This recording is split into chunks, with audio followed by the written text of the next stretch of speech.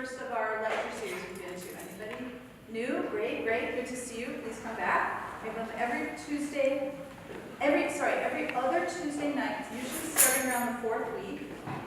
And next lecture will be 2 weeks from tonight, same place, same time, and it'll be Harry Gamboa. So we hope you do come back. It'll be an amazing lecture. And how many of you found out of us on Instagram, Facebook, anybody? So how did you guys, okay, how many people, word of mouth, professors? Okay, any other ways you're finding out about us? We'd love to know. So if you haven't started to follow us, we do have an Instagram, so it's LACC.Bama, right? Yes. I have that. I'm dyslexic, so I flip everything, right? So please follow and let us know what you're up to. We'll throw that up there too. For some of you, you don't realize that maybe there are other events in your department. So I'm just going to throw this out there that we also have 2 lectures coming up. These are impromptu things that our new storyboard professor is having 2 guest lecturers come. One of them is this coming Thursday at 1:30. And that lecturer's name is Doug Olson. Doug Olson is a storyboard artist, and he works on, Rick and Morty, and see, I've never seen any of these things, right? And the Venture Brothers, and so he does a lot of storyboarding for industry. And the 20th, we will have another storyboard artist. Her name is Leila Martinez, and she works on The Simpsons and other. So both very wonderful, capable people. They'll be answering your questions. I saw you. Anyway, so for tonight's lecture, I just want to again acknowledge the LA City College Foundation for sponsoring and funding our lecture series. And I want to hand it over to Professor Nicole Bell to introduce our guest speaker. So take it away, thanks. Okay, I'm going to introduce Amir. First, I'm going to start with his education because that's the most important part, right? So he went to undergrad at UC Riverside, and then he went to UCLA for his MFA, and then he went back to UCR to teach and has been a professor in the art department since 2002. He was my professor at UCR when I was there for grad school, which feels like a long time ago. As an artist, he's shown work extensively here in LA, Seattle, New York, I found out Australia. And he was just part of a big show in Dalian, China at the Dalian Modern Museum. His work is included in many museum collections, including the Hammer, Blackmore, Orange County Museum of Art, Santa Barbara Museum of Art, the New Museum, and the Whitney Museum in New York, among others. I'm not going to speak too much about his work because that's what he's here to do, but I'll simply introduce him by saying his practice is rooted in photography, but goes in many different directions from those roots, to use a cramped metaphor, photography, and then sprout other things. Amir creates very visually alluring images, in my opinion, that seduce us while sometimes subtly and sometimes overtly subverting the accepted norms of representational image making. Please welcome Amir Zaki.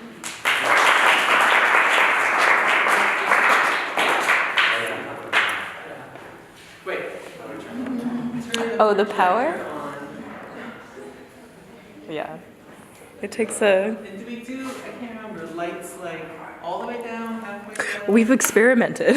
Yeah. So... That looks good. What feels good to you, Amir? Okay.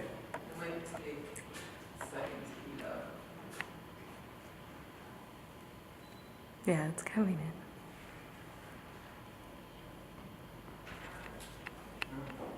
It's getting there, I think.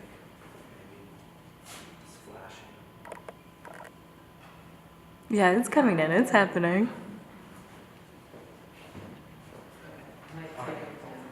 So, hi, thanks for coming. Trying to put my back to those of you over here. So, kind of a short time. I'm going to be skipping over quite a few things and trying to elaborate on some things.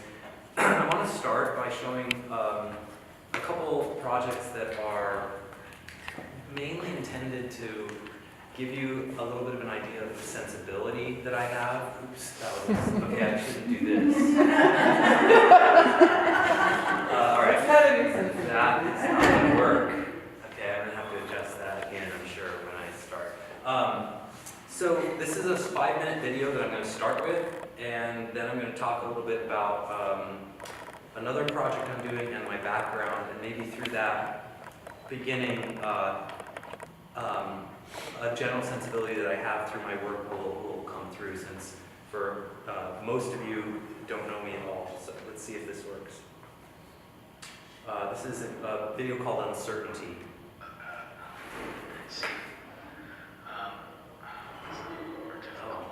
I think if you turn the volume up on the Well, can you hear it?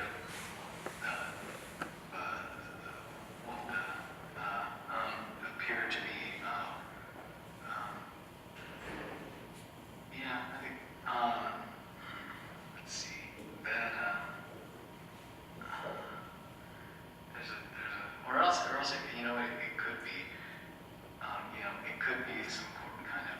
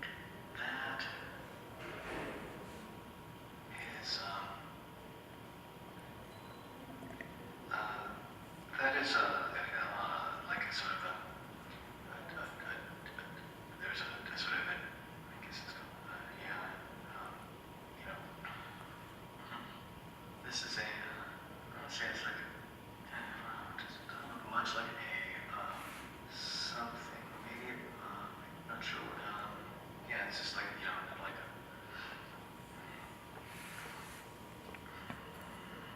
that is that is like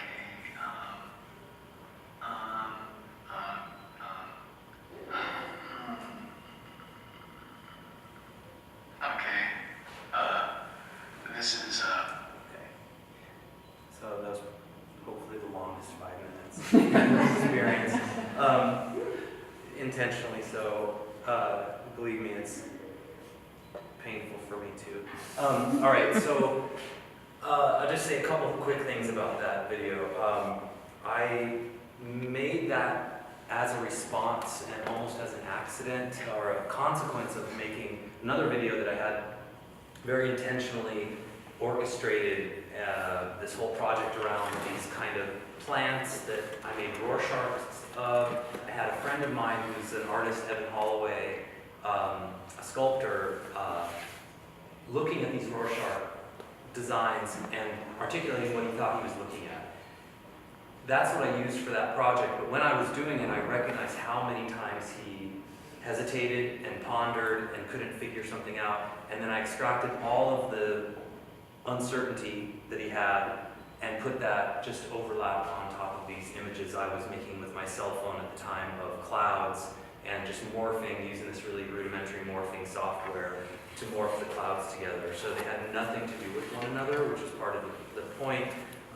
There's a tiny bit of autobiographical information in that, like, whenever there's some kind of psychological test or something where they ask you to kind of like answer what your first instinct is, I can't. I panic and I basically go, and I just can't do it. And when I look at things where they say, what's the first thing you see? I just can't. And so part of it is that, and part of it has to do with the fact that I start pretty much every project that I make with questions and with curiosity, and not with some kind of predetermined idea. So that's where that comes from. It also makes me very aware of how many times I say so I'm going to see how I can mitigate that. All right, bridge guide. I'm gonna go through these and give you just a moment to look at a few of the dates and comments of this Instagram account, and then I will talk about it. I'll just say that it starts in September 2017.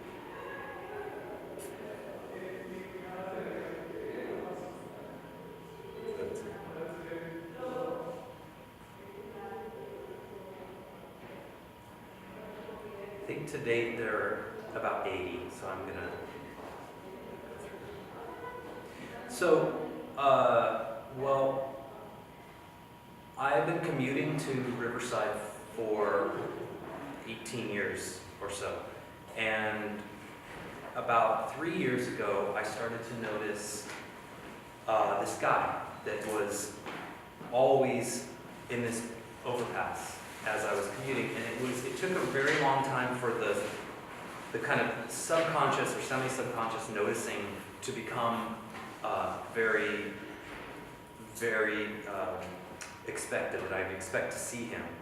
And so there's stages. I went to where I was noticing him, then thinking I might have been noticing him, to being absolutely sure I was noticing him, to then remembering to photograph him. And that took quite a while, maybe over a year.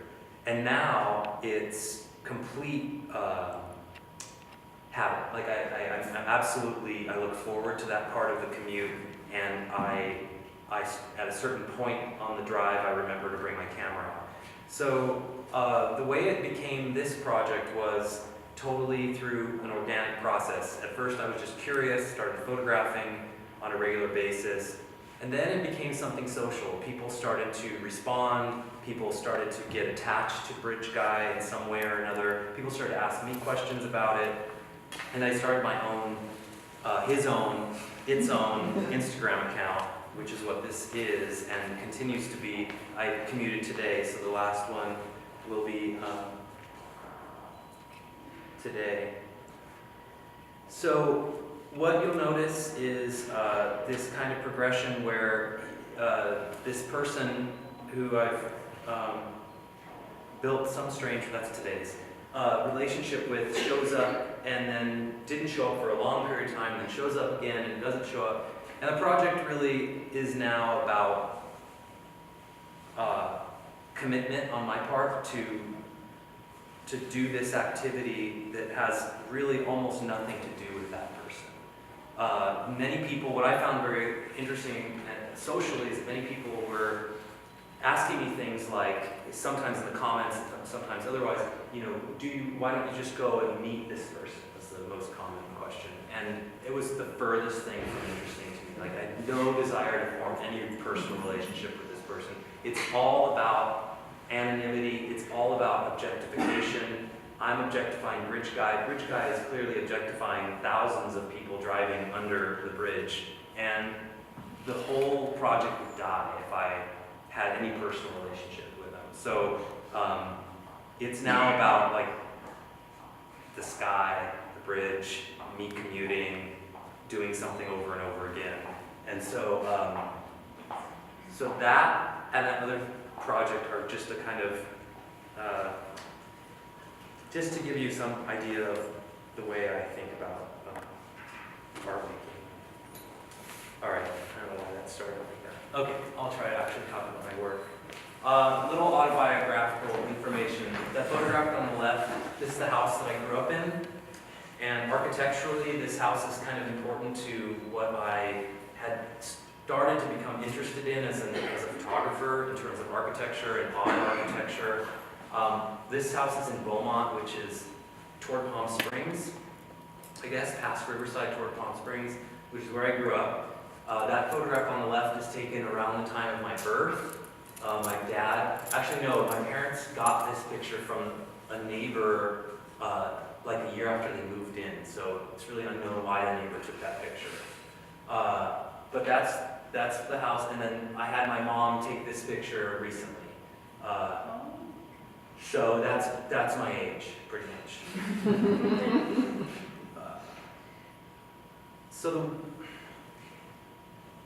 The house I grew up in is a very strange house in the neighborhood. No other house looks like it.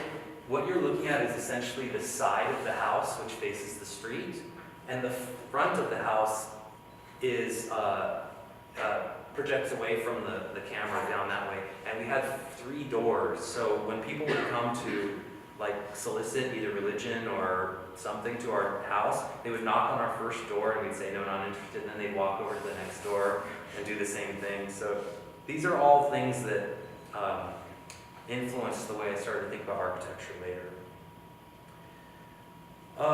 All right, so I'm going to start with really early work, and this is my first digital camera I ever had, which made these really shitty photographs, 1999.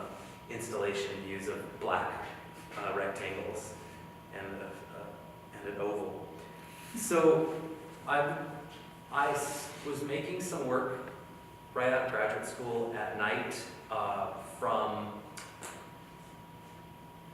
tall buildings in Los Angeles and thinking about where my position as a person making the pictures was. That was really central to, I would say, the first, well, it's still important to me, but the first decade or so of making work, my position as an image maker was basically where the starting point was. So I thought, well, where am I standing? Where, what's interesting about where the camera is placed? And so I'm hanging basically my large camera over these buildings at night in Los Angeles and exposing long exposure images. I was thinking a little bit about a history of kind of European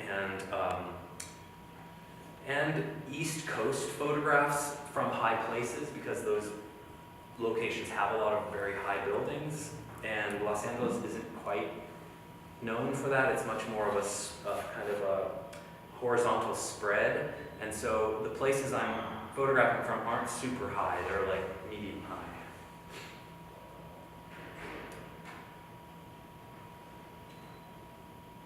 And I'll kind of progressively talk about what I'm doing with digital manipulation, I guess, to the degree that I feel like it's kind of maybe informative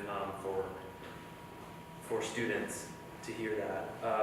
I will say that I am part of this generation right at the cusp of the transition between analog and digital. So all of my education as an undergraduate was analog, and that's all the work, because I got very, adept at making analog prints in the darkroom. And then as digital started to develop, I totally embraced it. I completely embraced it, and I would say that I have a very hybrid practice in that way.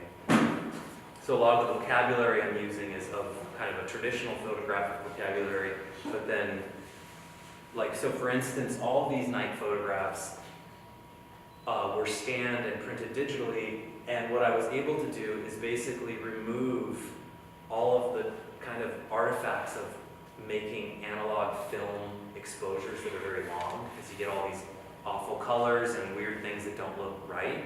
And I basically used the computer to correct those things. It was kind of a dull use of the computer at first. In 2003, I kind of really changed my relationship to the computer and to digital kind of alterations. This is probably some of the heaviest work I did in that way. How to start to talk about this? I'll show a few and then try to explain how these are made.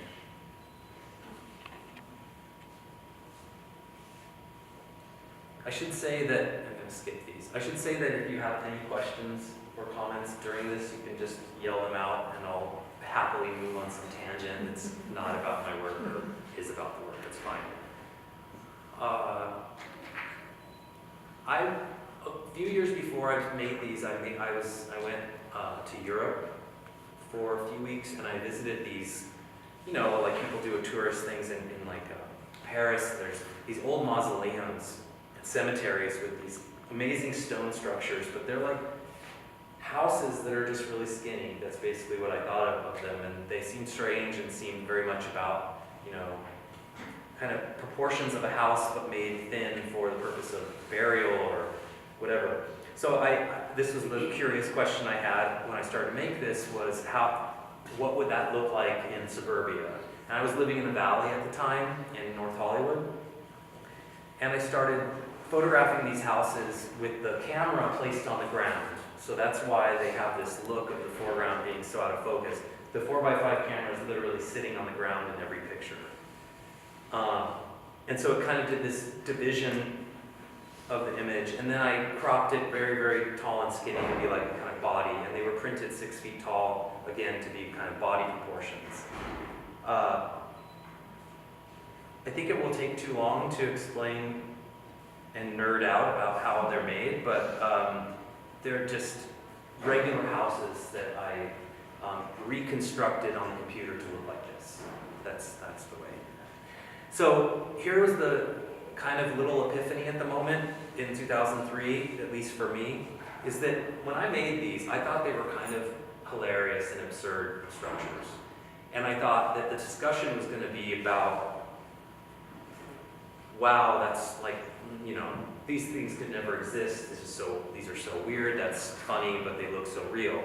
But the first person that walked into the show when it was installed said to me, I was finishing installation, and this person came in and she looked at the photographs and she turned to me and she said, with all sincerity, she just said, "That's amazing what you can find if you look for it." And I was like, so that was a good moment, because then I thought, oh, like this person is not privy to this whole process. This person is looking at these things and wants to believe what they're looking at exists. So that was very, that helped me think about how to move forward in further work. So yeah, so they came off as totally realistic. I will say that an undergrad student of mine years later sent me a picture of like a structure that totally does look like this in like Lake Elsinore or something, and I thought that was pretty good. I'm sure they, you know, and this is way before what's the new movement of like small homes? Tiny What is houses. it? Yeah, this is way before that, 2003. Okay. Sorry, I'm gonna move kind of quickly through some things and skip some things altogether. So, 2005, it gets a little complicated in that I started to make bodies of work that combined like seemingly disparate kinds of photographs. So before that, it was pretty straightforward, almost like typology, right? This is, you know, all these images of these houses. I did have these photographs of weeds, which kind of started this idea of disparate kinds of images. In 2005, I really pushed that a little bit, and I made 3 kinds of images. I'll try to talk about all of them briefly, which is these cantilevered homes, swimming pools, which you can see in the shot from above. So the houses are shot from below, the swimming pools are shot from above, and then there's fireplaces, which are shot inside of a home. So I'll start with, with these, I guess. At this time I was commuting a lot, and I saw this row of homes in Los Angeles that were incredibly cantilevered houses over the hillside. This is before you could kind of easily GPS anything. So I did some research and looked at maps and tried to figure out how to get to these places, because I really knew that the problem with this, I just talked to my students about this today, is that like lots of people have ideas of things that you get when you're driving by them, and then you figure out that you can't access it or it just doesn't work right. So the thing I knew was to get under them. Like I knew that what I wanted was to be on the hillside looking up, which means I'm in their backyard essentially. And so I wrote a letter and said what I wanted to do, and I put it in everybody's mailbox in the street that this was on, which is a dirt road in this one part of near Studio City. Some people responded yes, some people responded no, and some people ignored me completely. And so the great thing was that the guy on the right said yes, the guy on the left said no. Didn't matter because I could get there from this yard. I learned a bunch about these buildings after the fact. I didn't know much about architecture. I didn't really know anything about Richard Neutra, who's the original architect for these. But I learned all this stuff subsequently. So, I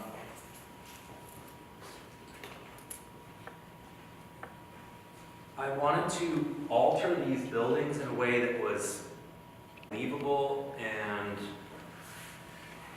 what should I say? I wanted to push that idea that happened in the last body of work where that person said, you know, it's amazing what you can find if you look for it. So this was a period where I was kind of being a little bit coy about talking about the digital alteration. I didn't really want to talk about it, so I was just sort of not saying what I was doing. I thought it was a distracting conversation. And since then, people not really cared as much. But basically, there are 3 large support columns that are removed from the structure, and that allows them to just kind of jut out. And architects totally believe this. I had architects go like, "Wow, how's that working?" It's not really. I mean, it is, but it's not. And the only reason that they kind of look like, I mean, I didn't think about this at the time so much, but people comment that they kind of look like they're jutting up. They're not. I'm just on a very steep hillside, right? Looking up at something, so that happens. Just a distortion of the lens, basically. Yeah, so I was thinking a lot about how to look at architecture and other structures that I find around me in kind of urban, suburban areas sculpturally and kind of volumetrically. I was super interested in photographing swimming pools for some reason. The only photographs I'd seen of swimming pools in an art context were Ed Ruscha's 9 Swimming Pools, which is this book. And I really love Ed Ruscha's work. I kind of hate those photographs of swimming pools. I think they're super boring and not like boring in the good way. I'm really into boring in the good way. That's what just like good idea, but not great photographs of swimming pools. And what I always thought was the problem with those is they didn't consider how a swimming pool feels volumetrically, or like how does it feel as a sculptural object. So these houses for me were all about getting under them and finding some way to kind of, you know, make them these monumental structures and have them loom over you and all that kind of mood that happens. Swimming pools, I really thought it would be good to look down into them and think of them as these kind of, you know, flat shapes, but also you really understand the volume through this. So I rented this machine that has a weird name called the Personal Man Lift, which is basically just a big telescoping antenna. So you can see the legs of it here. And I'm just in this, and then you see the shadow of the antenna going that way. So I'm just in this gigantic antenna that's like swaying in the wind, and it goes 30 feet up, and I could photograph these swimming pools in my neighborhood that I lived in. I don't know how to talk about these. Okay. So remember the mausoleum story from Europe. So this was still in my mind.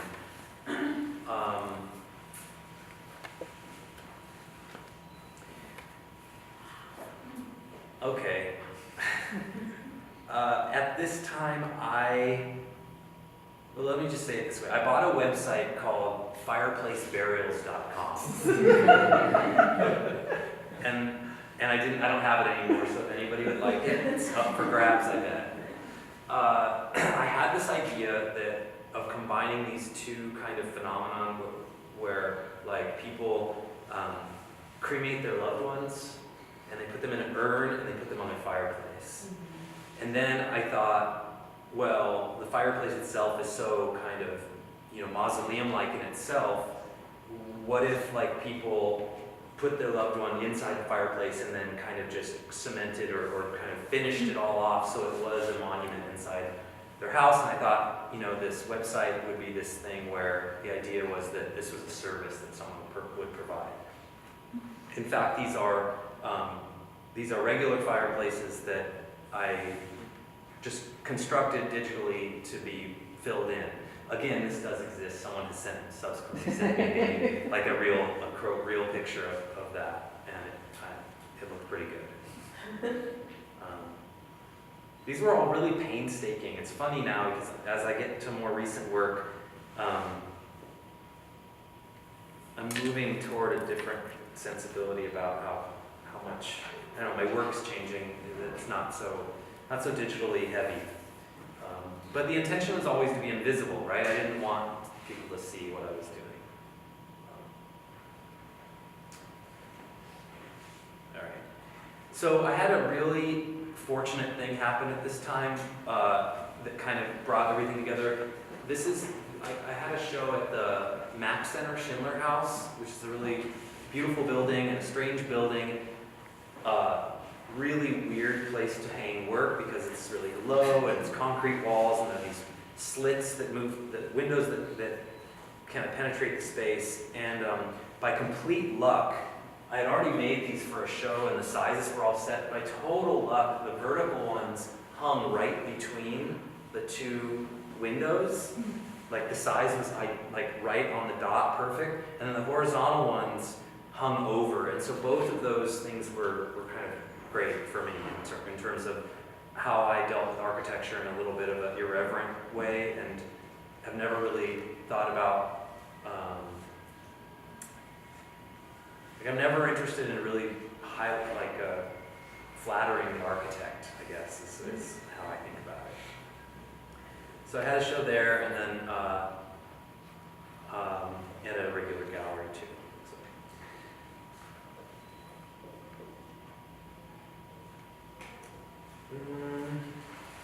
I'm looking at the time and thinking about what I want to focus on. I'm going to just show you these. If anybody has a burning question about them, I'll be happy to talk about them. I think I'm going to skip this body of work. Is there digital manipulation in these as well? Yes. What? Now you're going to make me talk about it. Okay, I'll be brief. Yes, there is. And it varies the way I approached it. When I was living in Los Angeles at the time, actually I had just, this is right around when I moved. I noticed that a lot of buildings were unmarked, and I thought it was really strange, or sometimes there would be like a sign outside that said something that was basically nonsensical or only made sense to somebody who was in the know of something. Like sometimes they do it for movie castings and things like that. And I have this idea of kind of cult spaces, or spaces that used vernacular architecture, but in a way for something that would be secretive, or that the public driving by wouldn't know about. And so in this case, I then sought just buildings I thought were super interesting, and then removed any signage, and then added my own signage, which were always like ridiculous symbols that I found normally on this website that just has symbols on it. And some of them are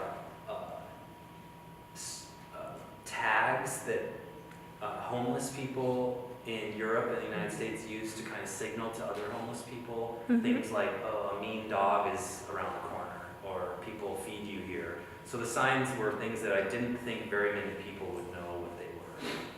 So they all have markings, and all the markings are, I'm not going to talk about these. All the markings are made either after the fact or in the studio and put in afterwards digitally. Yeah. But specific to the build, would there be a relationship for you between, no? Not at all. Okay. No, more like, not at all. Only in terms like graphically, Right. but not in some kind of symbolic way. Yeah.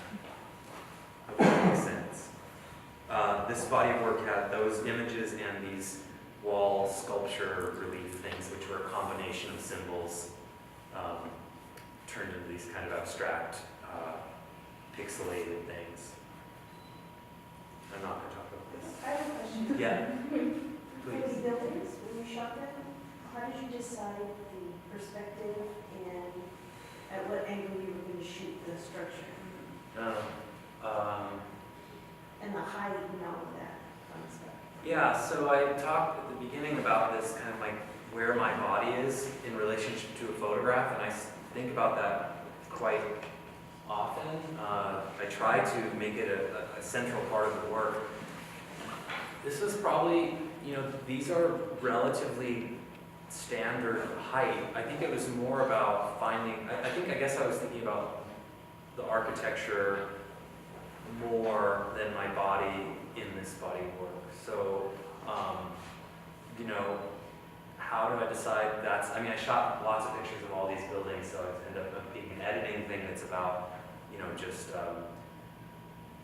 I probably in this case really like this palm tree, and this thing, and that was, and plus this one has this great puddle, so it's like stuff like that. I wish I had a better answer than that, but I don't. Gonna skip this and this. Oh, so just to say, this is the body of work where I had people reading, answering Rorschach things, like showing them images of these and had them say what they thought they were looking at. And that's where I extracted the video from. Anybody know what these are?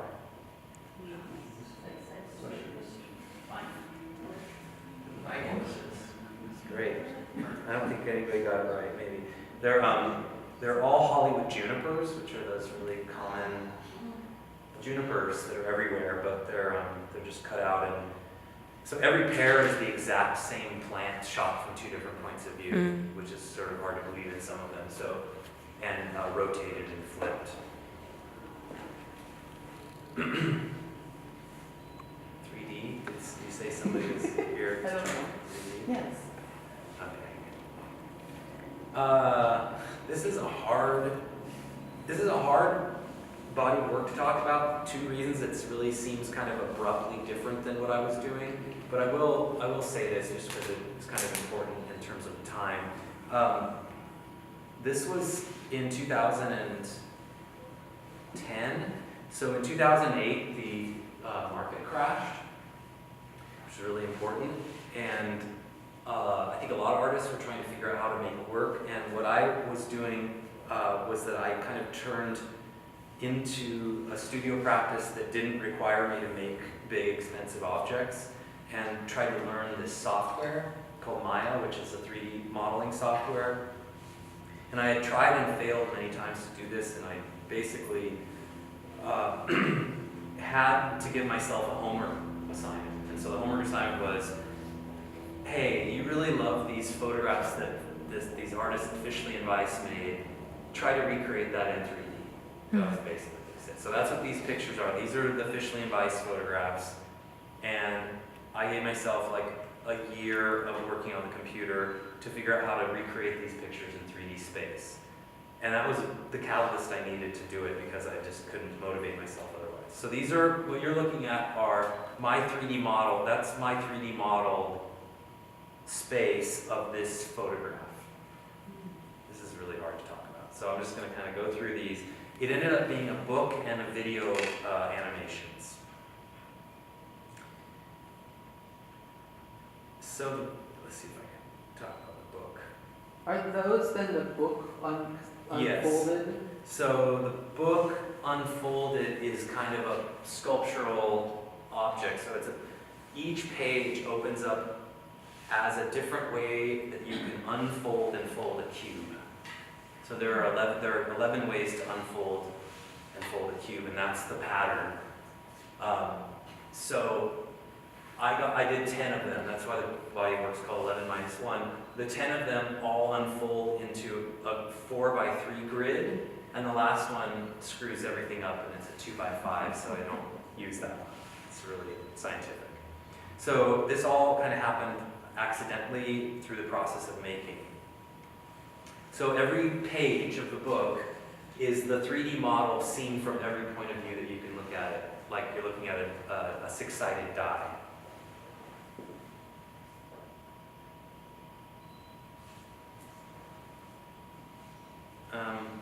It almost seems like you're making a game. Like you have It all was these kind of- cubes. It was very, yeah, it was kind of like a game. It's like a puzzle. Mhm. Yeah, when I got it all to work, it was kind of like solving a puzzle in a way. Mhm.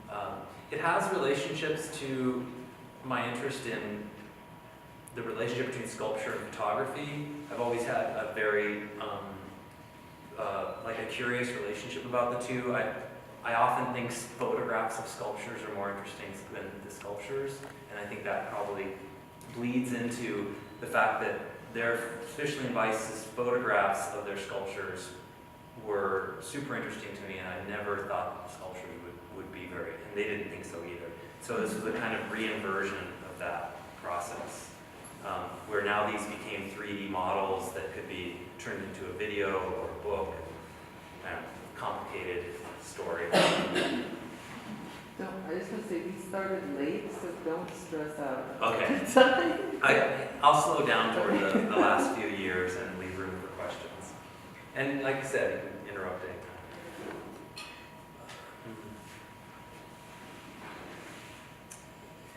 So, here's a little story. In 2000, this is 2010, but in 2006, I moved from living in Los Angeles, where I lived for a decade,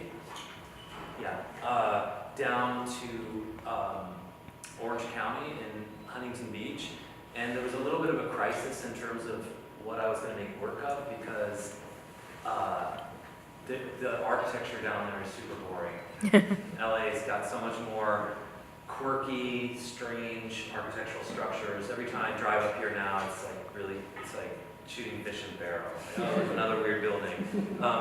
And this was very hard. The first 2 years I lived down there, I was just kind of like, what am I going to do? I've always made work where I lived. I've always thought that that's an important part of my kind of artistic identity, I guess, was doing that. Like dealing with the banal that's in front of you, and I had a hard time. And then there was a period where I was staring at these Lifeguard Towers, and this was the one that started the project, where what happened is that it just showed up at the beach one day, completely unmarked, super weird, like fiberglass, futuristic. Why the hell is it shaped that way? Like everything about it was super fascinating, and I was like, what is that? So it was a brand new lifeguard station, and the first thought I had was this was designed by a computer.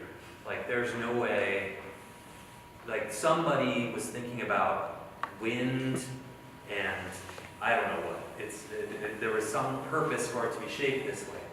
And I loved that it was unmarked. It kind of was perfect. And so I photographed it and sat on it for a little bit. And then started working on the computer and being curious about what I could do to these things that pulled them away from being about specifically Lifeguard Towers, which I thought were really familiar, to being something that was a little more transformative or strange. And so I started photographing as many as I could, whether they were marked or not.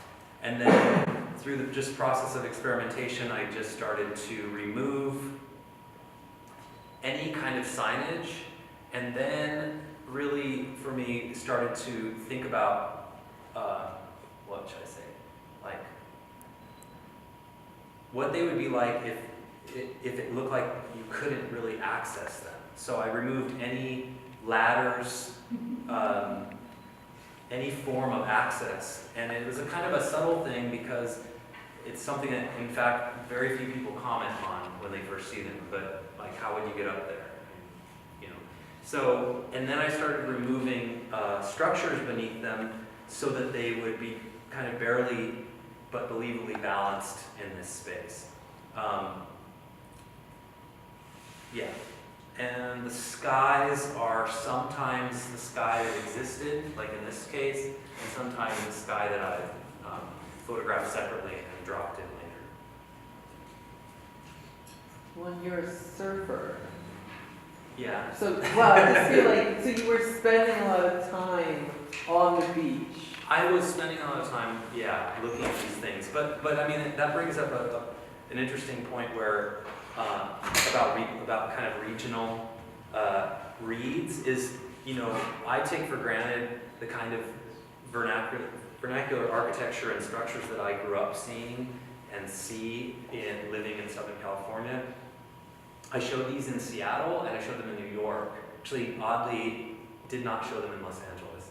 And got very different reads. People either at times did not have any idea what they were looking at, which was cool for me, and or thought of them as other things. So I learned the term deer tower from something which I didn't know existed, and now I do, that this is a place people build in places where you hunt, and it's up high and you shoot deer from the safety of your tower.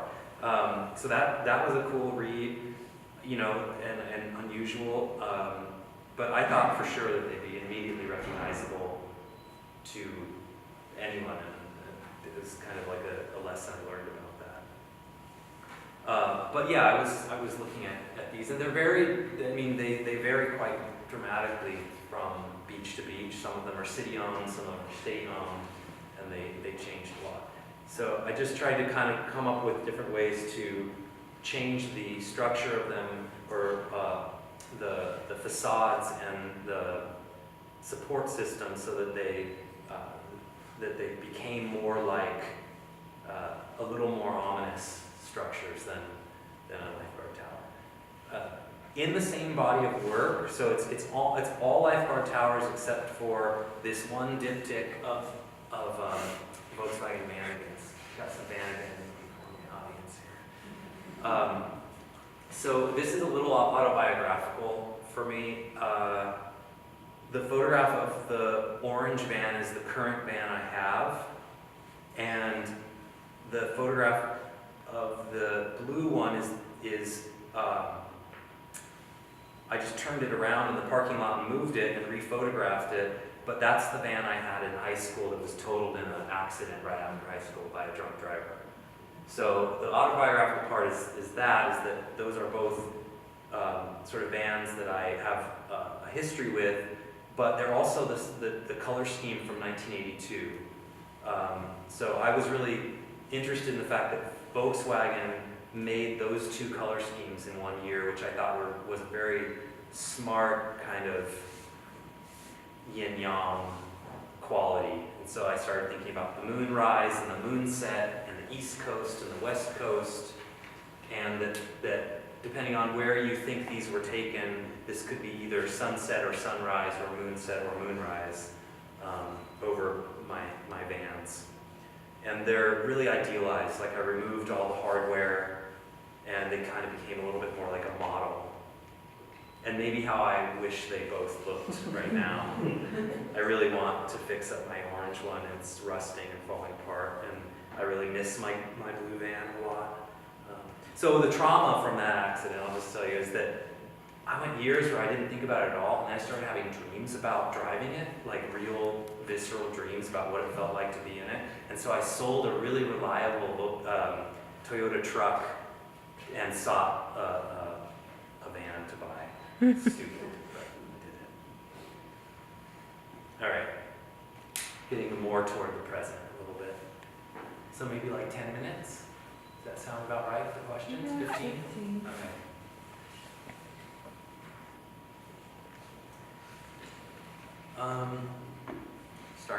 I was really tired of color, so I started making black and white pictures. This is the true story of this, like a pendulum swinging. This is a pretty dramatic shift. I mean, as time moves on, I feel like it's more dramatic than it felt at the time. These changes in my work never feel forced or rushed or anything. They feel really organic. Like I just make work and I think about stuff I'm interested in, and I had some like shifting things in my life going on, but basically I started to get interested in the quote natural landscape. I use that word very loosely because in reality I think that all of our contemporary landscape is natural. So I use that just as a kind of signifier that I started to shoot things like trees. And I was also photographing these parts of the coast where people build, they build their house right up to the top of the cliff, and they have to do a lot of work on the cliffside to retain the land and keep it from failing. And so they come up with all these amazing ways of doing so, and I was photographing both of these things simultaneously. This is a great building if ever anybody wants to see it. It's kind of towards San Diego, and it does exist. It's called the Mushroom House. It was in National Geographic magazine in like 1968 or something. I found this is great. I found this in a lot of these places by scouting aerial views online. So I was like looking at Google, and I was using this guy's website who photographs the California coast, every inch of it, and you can scout a lot of things that way. So that's how I was literally looking at like an aerial view on Google, and I saw this circle, and I was like, what is that? So I think that one of the curiosities I had about these spaces was that this kind of goes back to this thing about where my body is in terms of where I'm taking a picture. When I was making these pictures, I realized that all of this architecture, all of this work done is in order for the people who live at the top of the hill to have a basically uninterrupted view of the ocean. And when I was down there making pictures, so I'm standing on the beach, staring at the cliff, and the ocean is behind me, right? And so people who would walk by, became very evident that there was a curiosity because they would look at me, they would see me facing the wall, and the view behind me, and it was like that the view was inverted, that what I was interested in was exactly the opposite of what you're supposed to be paying attention to when you live in this area. So I was, and that kind of makes sense. That's about accurate with my sensibilities. So I love all the things these people do to these landscapes. It's crazy. The scale of what you're looking at is also sort of hard to tell. There are little indicators now and then, but for instance, this is really deceiving. That's probably a 40-foot wall. So my body, there's this picture that someone took of me at the time, and my body like comes up, you know, I don't know, just very low on there, like down here, probably.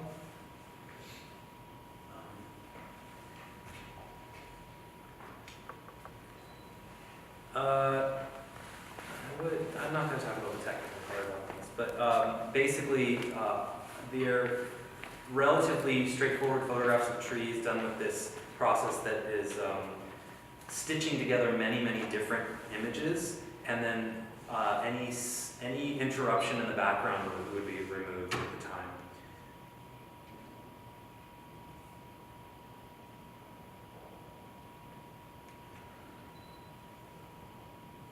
Can I ask, Yeah. like on that pass with the trees, do you know when you're photographing them, have you figured out ahead of time the work that you want to do with them? Like, I'm going to remove all of this background, or does that? Maybe after I make a few. So it's a funny thing about that, those photographs of trees, because I was photographing a middle school where I live, because the building is really super interesting. And in the middle of that project, I looked over and I'll show you which tree. It was really important that it was that tree. I don't know, there's something super, this one, I think it's a mulberry, I'm not sure, pretty sure. And I loved how just completely forgotten it was. Like it's never been manicured in any way, and in any kind of conscientious way. And so that was the rule I gave myself in searching for trees, is I never wanted to photograph a tree that I thought someone intentionally cut to look good. So some of them are cut really poorly, which is kind of endearing to me, and then some of them seem just like they've been just growing like that. So like this one, I don't think anybody really tried to cut it to look like that. If they did, it's like they're an artist.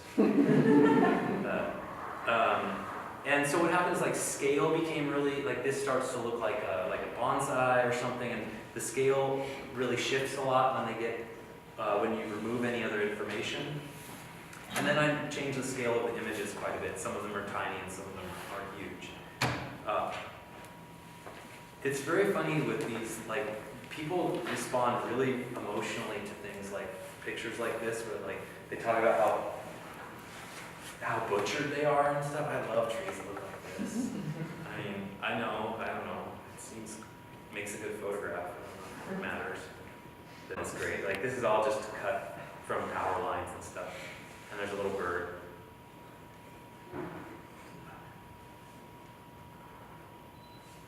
So yeah, as far as removing the sky, it just kind of came through the process of making it work, or removing any information.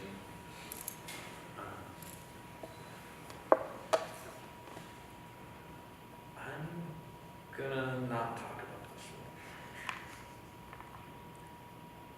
I will talk about that photograph. I love Airstreams, and I found this neighbor that had one and made a photograph of an Airstream. But I didn't show it. I've never shown this picture, but it is part of the body of work. So this is all one body of work. There's these kind of abstract photographs of waves that I made, and some photographs of a palm flower that has been kind of extracted and isolated, and a tide, kind of a tide pool essentially, and this photograph of an Airstream. That's a little bigger. That's a little bigger than it would be in normal, but it's like almost that big, printed, not really. Was that your decision? Just kind of ran out of room. Like a combination of a decision between me and the gallery, but I sort of regret it, not pushing it. I wanted to show this. I should have shown it. It relates to the vans to me a little bit, right? Yeah. It's just tilted. All right. Getting close to the end here. This is almost my most recent show. This was right before the gallery Acme closed in 2016. It consists of two seemingly disparate kinds of images. These are all installations, so you can see what's happening to scale. The images are of rocks along the coast, large outcroppings of rocks that have just formed over whatever millions of years and change very, very incrementally from tide and other kind of phenomenon. And then these wooden carvings. And so I try to kind of talk about those two things together. The rocks are all photographed along the California coast, ranging from Orange County up to like Fort Bragg, so I guess what is that, Mendocino County, way up there. All shot with that same format where I'm stitching together a lot of different images, or separate images, I guess I should say, and relatively unmanipulated otherwise. Yeah, I would say very unmanipulated. There are times when I might remove something minor or something, but I kind of like that they feel like they could be manipulated, or they just seem a little bit more odd than you might think. And then that oddity gets kind of highlighted, or what should I say, exaggerated a little bit when you see them in juxtaposition to these things. So, oh, weird, the color is super weird. Wow, that's the first one. These are black and white. Oh. And just a little warm, not yellow. So that makes me freak out about like everything. Oh my God. Okay, should I do this? Yeah, they are not yellow. They are warm toned black and white images. I promise.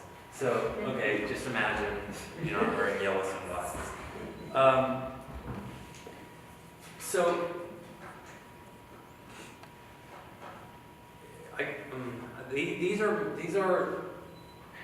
these objects don't exist at all. That's just that, put it that way. The thing that exists are that I made photographs of very large sheets of wood veneer. So I bought all these sheets of 4x8 foot wood veneers and put them up on a wall and photographed them as just rectangles. Basically wanted to make almost like a one-to-one image. So I had this huge high-resolution image of wood veneers that I actually didn't know what I was going to do with. At the same time, I was playing more with 3D modeling and trying to find ways to make these objects.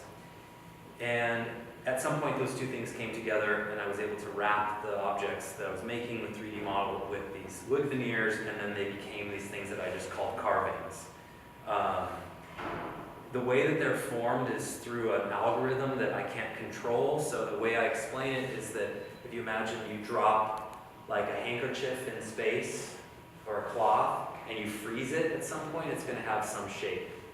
If you take that shape and give it volume and light, it would look like one of these. So that's how I made these. It's basically a computer algorithm that drops a virtual object in space. That makes sense? Mm-hmm. Okay. Well, that's what they are. So there's these things that basically don't exist and are made kind of by some chance algorithm mixed with these rock formations that formed over a very long period of time, very slowly. And somehow they fit together. At least I think they do. Okay, I'm gonna just end it there. And take questions. I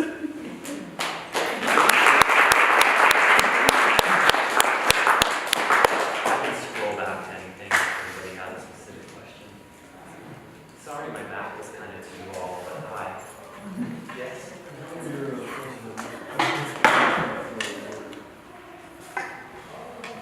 He asked what my sources of interest. You mean people or you mean like things in my life?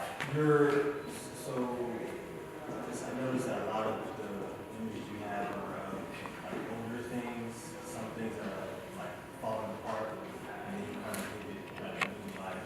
So like, I'm just kind of curious.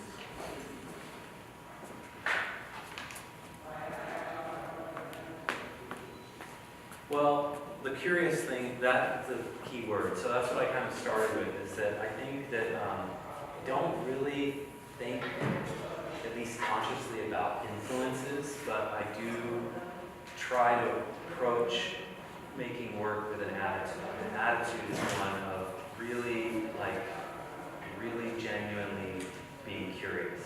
Like, I'm not, I want to ask questions, and I want to not know what the work's going to look like, and I want it to change, you know, over, let's say, a period of a year or two, just into what it becomes, you know, with that attitude. So it's more like an approach than influences. And the influences that I do have are not art. You know, they're not usually, they're, you know, philosophical ideas.